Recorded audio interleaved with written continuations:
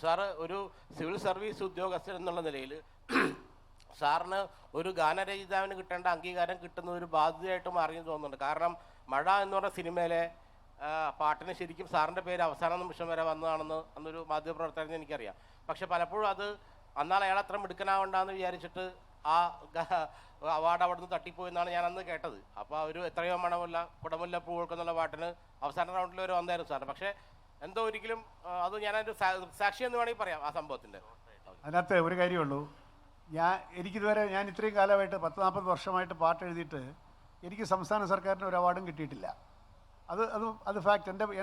എൻ്റെ വീട്ടിൽ ഈ ചരിഞ്ഞ ഇങ്ങനെ പ്രതിമ ഇരിക്കുന്നില്ല, മനസ്സിലായില്ലേ?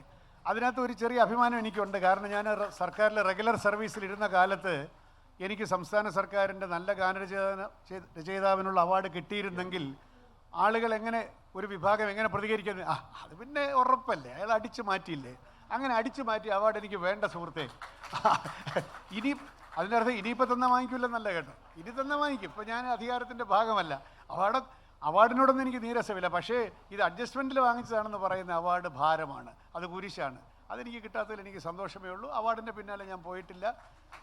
വരട്ടെ, നിങ്ങളെല്ലാം തരുന്ന ഈ സ്നേഹം തന്നെ ഏറ്റവും വലിയ അവാർഡ്, സംശയമൊന്നുമില്ല.